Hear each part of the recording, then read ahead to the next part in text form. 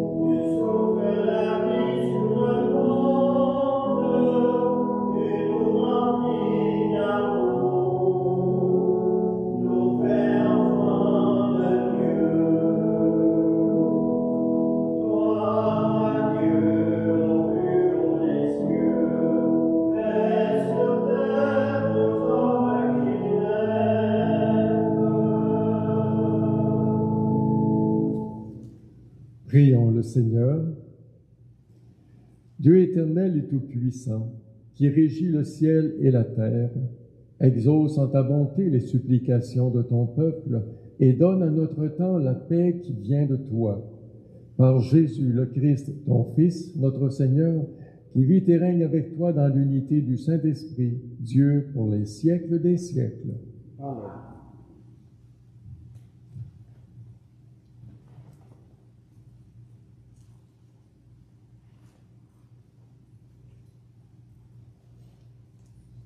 Du livre du prophète Isaïe. Pour la cause de Sion, je ne me tairai pas, et pour Jérusalem, je n'aurai de cesse que sa justice ne paraisse dans la clarté, et son salut comme une torche qui brûle. Et les nations verront ta justice, tous les rois verront ta gloire. On te nommera d'un nom nouveau que la bouche du Seigneur dictera.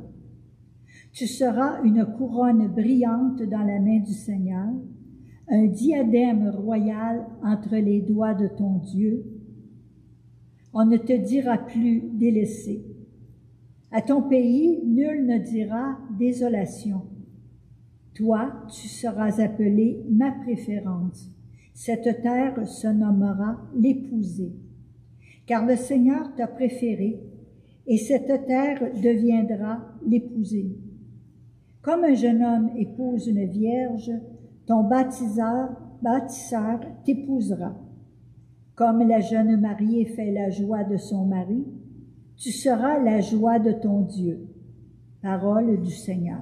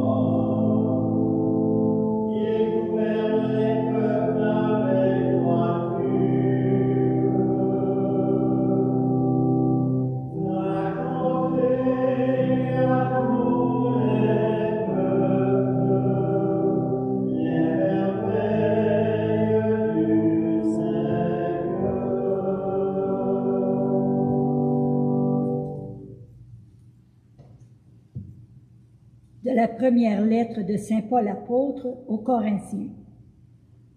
Frères, sœurs, les dons de la grâce sont variés, mais c'est le même esprit. Les services sont variés, mais c'est le même Seigneur. Les activités sont variées, mais c'est le même Dieu qui agit en tout et en tous. À chacun est donnée la manifestation de l'Esprit en vue du bien. À celui-ci est donnée par l'Esprit une parole de sagesse. À un autre, une parole de connaissance selon le même esprit. Un autre reçoit dans le même esprit un don de foi. Un autre encore, dans l'unique esprit, des dons de guérison. À un autre est donné d'opérer des miracles, à un autre de prophétiser, à un autre de discerner les inspirations, à l'un de parler diverses langues mystérieuses, à l'autre de les interpréter. Mais celui qui agit en tout cela, c'est l'unique et même esprit. Il distribue ses dons comme il le veut, à chacun en particulier. Parole du Seigneur.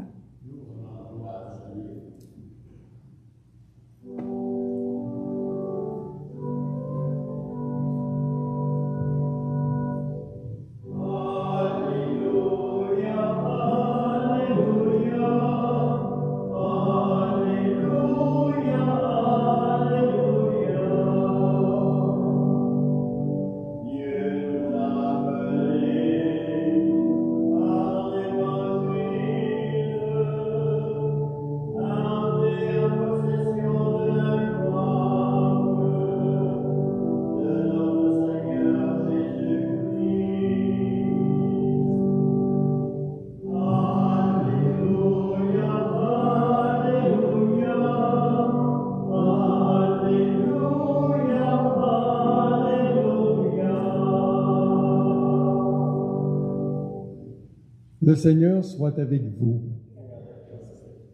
Évangile de Jésus le Christ selon saint Jean.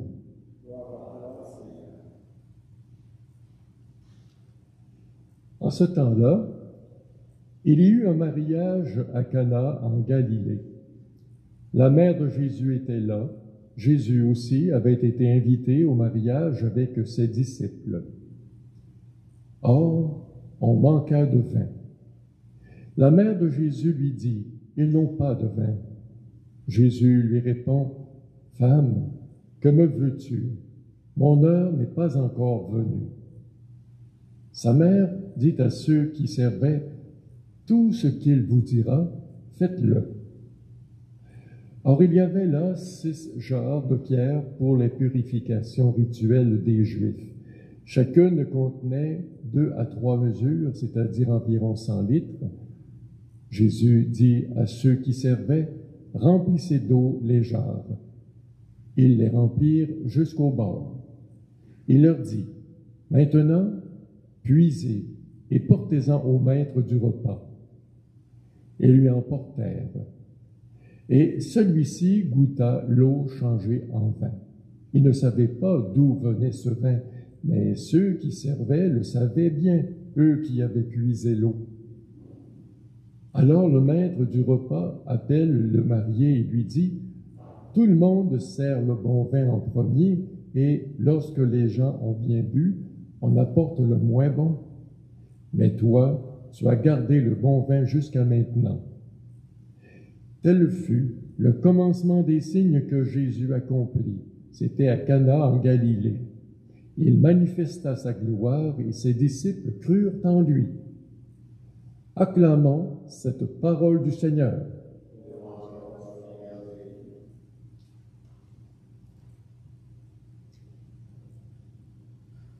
Il n'y a pas si longtemps, nous venons de célébrer la fête de Noël, la naissance de Jésus. Et dimanche passé, si nous avions le priant à l'église ou un rituel, peu importe lequel, alors il y avait possibilité de célébrer aussi le baptême de Jésus.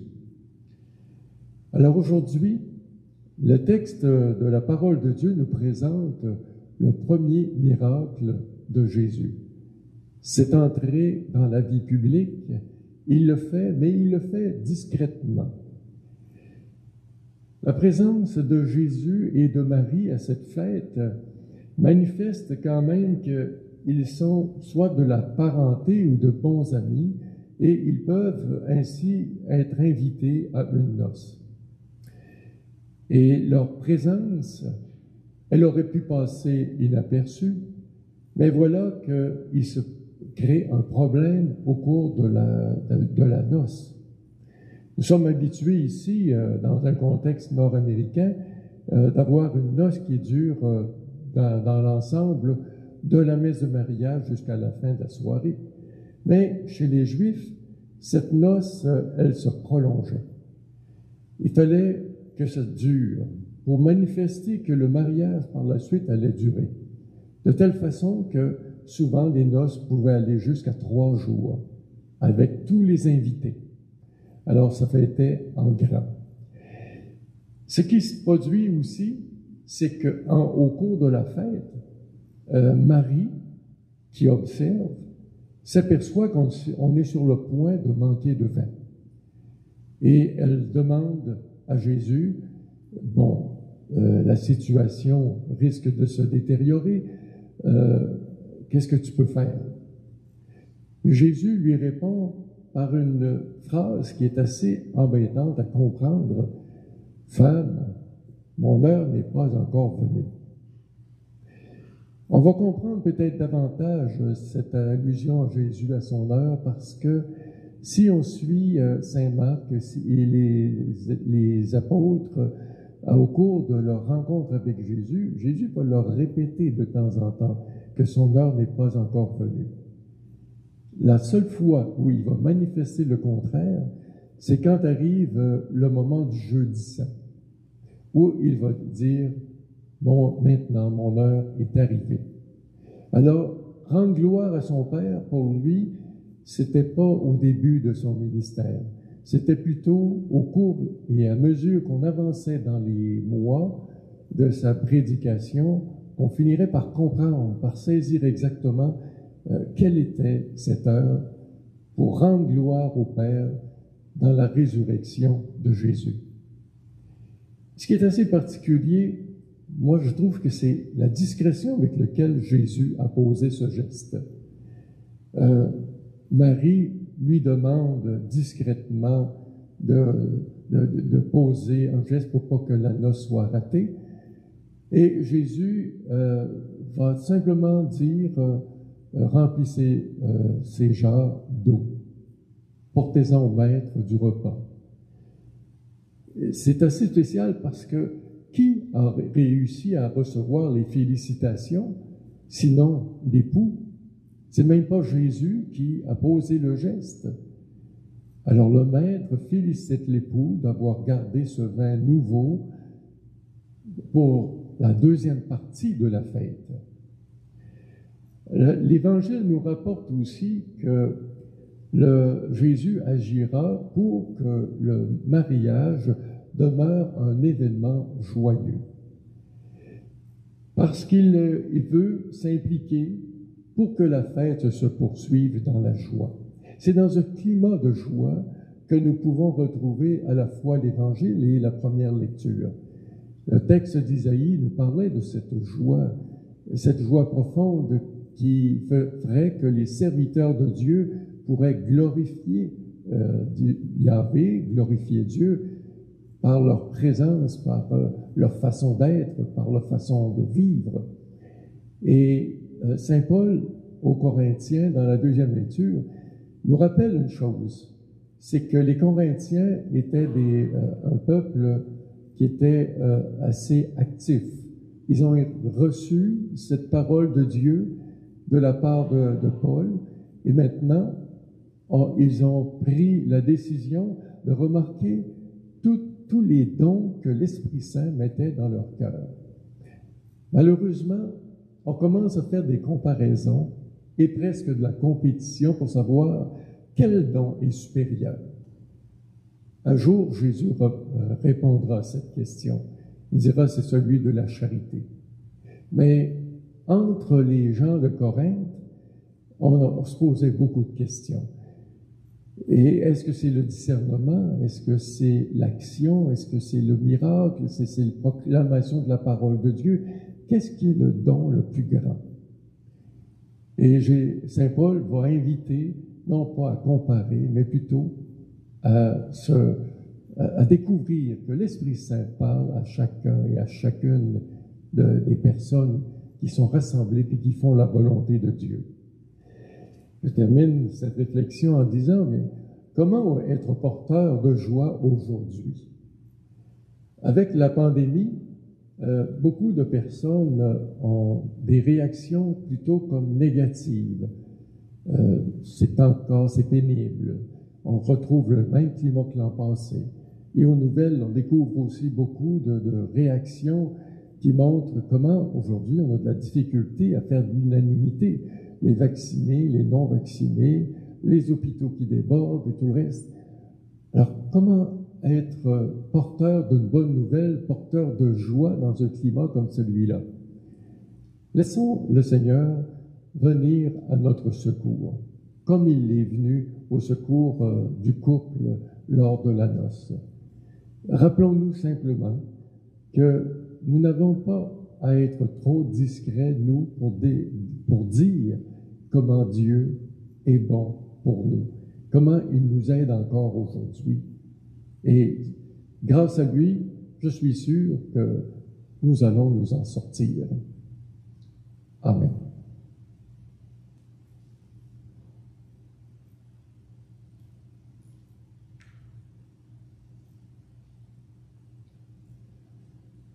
Je crois en Dieu, le Père Tout-Puissant, Créateur du ciel et de la terre, et en Jésus-Christ, son Fils unique, notre Seigneur, qui a été conçu du Saint-Esprit, est né de la Vierge Marie, a souffert sous Ponce Pilate, a été crucifié, est mort, a été enseveli, est descendu aux enfers, le troisième jour est ressuscité des morts, est monté aux cieux, est assis à la droite de Dieu le Père Tout-Puissant, d'où viendra juger les vivants et les morts. Je crois en l'Esprit Saint, à la Sainte Église catholique, à la communion des saints, à la rémission des péchés, à la résurrection de la chair, à la vie éternelle. Amen. Confiant dans la toute-puissance de l'amour du Père, demandons-lui de rassembler ses enfants afin que tous puissent prendre part au festin des noces du royaume. Après chaque intention, nous pouvons reprendre « Seigneur, comble-nous de ta joie ». Pour les personnes qui ressentent le besoin d'être choisies, considérées et aimées, prions le Seigneur. Seigneur, comble-nous de ta joie. Pour l'Église, épouse du Christ, parée des grâces de son bien-aimé, appelée à proclamer et à partager sa joie et son bonheur, prions le Seigneur. Seigneur, comble-nous de ta joie. Pour les familles, le berceau de l'amour, du don de soi et de la fête, prions le Seigneur. Seigneur, comble-nous de ta joie.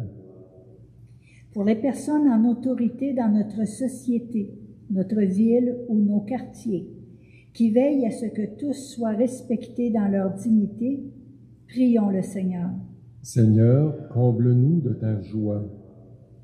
Pour notre communauté, habitée par l'esprit de communion et la charité du Christ, prions le Seigneur. Seigneur, comble-nous de ta joie. Dieu de tendresse, accueille favorablement la prière que tu inspires toi-même à ton Église. Soutiens-la dans ton désir de rencontre avec toi et avec les autres. Nous te le demandons par Jésus qui vit et règne avec toi dans l'unité du Saint-Esprit, maintenant et pour les siècles des siècles.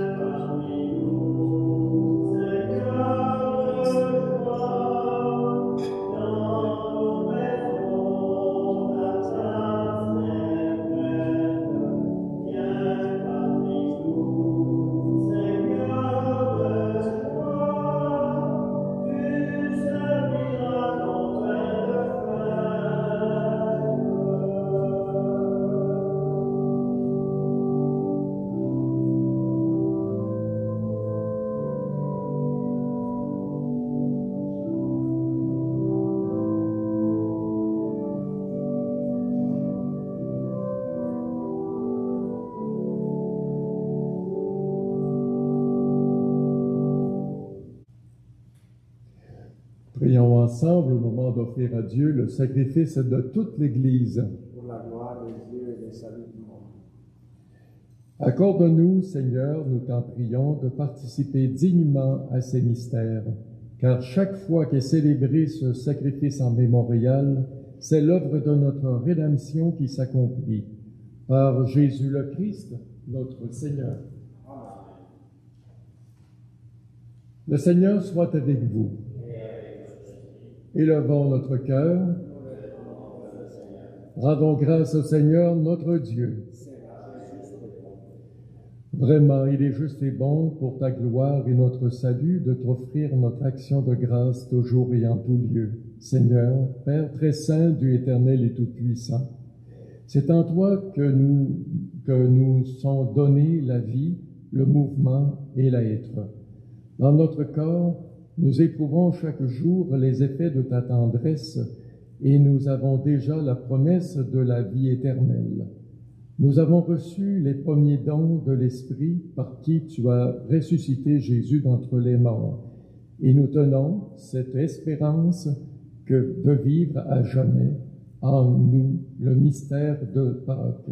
C'est pourquoi nous te louons avec tous les anges. Dans la joie, nous te célébrons en proclamant.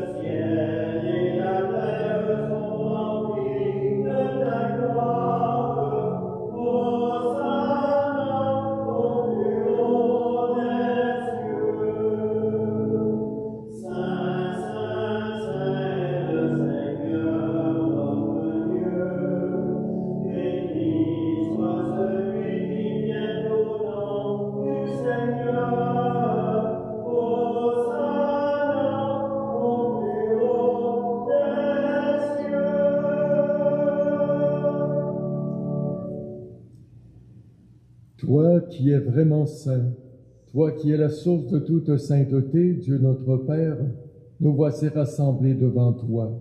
Et dans la communion de toute l'Église, nous célébrons le jour où le Christ est ressuscité d'entre les morts. Par lui que tu as élevé à ta droite, nous te prions.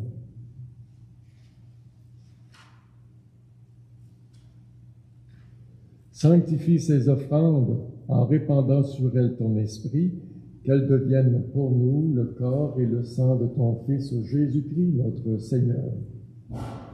Au moment d'être livré et d'entrer librement dans sa passion, il prit le pain. En te rendant grâce, il le bénit, il le rompit, le donna à ses disciples en disant « Prenez et mangez-en tous. Ceci est mon corps livré pour vous. »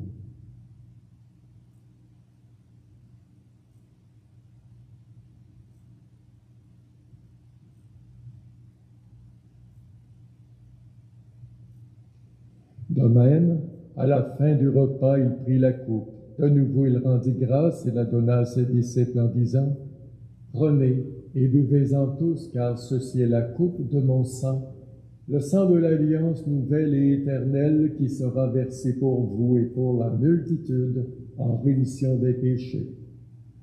Vous ferez cela en mémoire de moi. »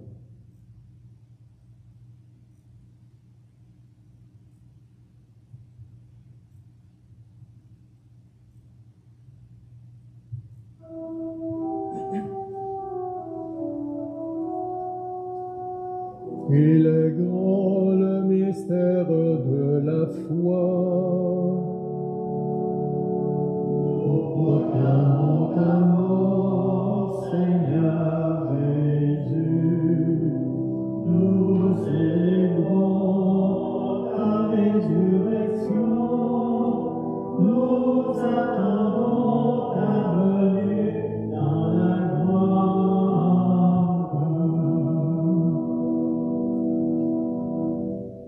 En faisant ainsi mémoire de la mort et de la résurrection de ton Fils, nous t'offrons, Seigneur, le pain de la vie et la coupe du salut, et nous te rendons grâce car tu nous as estimés dignes de nous tenir devant toi pour te servir. Humblement, nous te demandons qu'en ayant part au corps et au sang du Christ, nous soyons rassemblés par l'Esprit Saint en un seul corps. Souviens-toi, Seigneur, de ton Église répandue à travers le monde. Fais-la grandir dans ta charité en union avec notre pape François, notre évêque Denis et tous les évêques, les prêtres et les diacres. Souviens-toi aussi de tous nos frères et sœurs qui se sont endormis dans l'espérance de la résurrection. Souviens-toi particulièrement dans ta miséricorde de tous nos défunts. Accueille-les dans ta lumière auprès de toi. Sur nous tous, enfin, nous implorons ta bonté. Permets qu'avec la Vierge Marie, la bienheureuse Mère de Dieu, avec Saint Joseph, son époux, avec les apôtres et tous les saints qui ont fait ta joie au long des âges, nous ayons part à la vie éternelle et que nous chantions ta louange et ta gloire par ton Fils Jésus-Christ, notre Seigneur. Par lui, avec lui et en lui, à toi, Dieu le Père Tout-Puissant, dans l'unité du Saint-Esprit, tout honneur et toute gloire pour les siècles des siècles. Amen.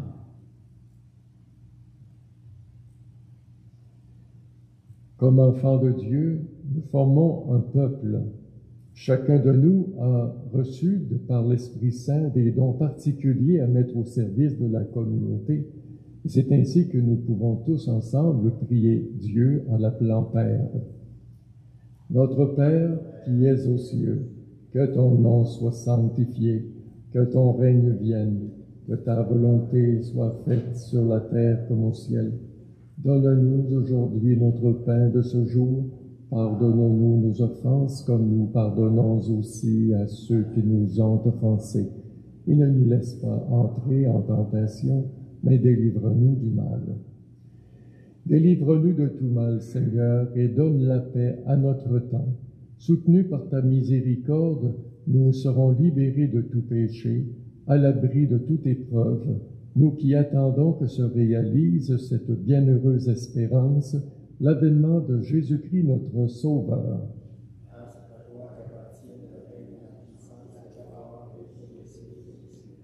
Seigneur Jésus-Christ, tu as dit à tes apôtres, je vous laisse la paix, je vous donne ma paix. Ne regarde pas nos péchés, mais la foi de ton Église. Pour que ta volonté s'accomplisse, donne-lui toujours cette paix et conduis-la vers l'unité parfaite, toi qui règnes pour les siècles des siècles. Que la paix du Seigneur soit toujours avec vous.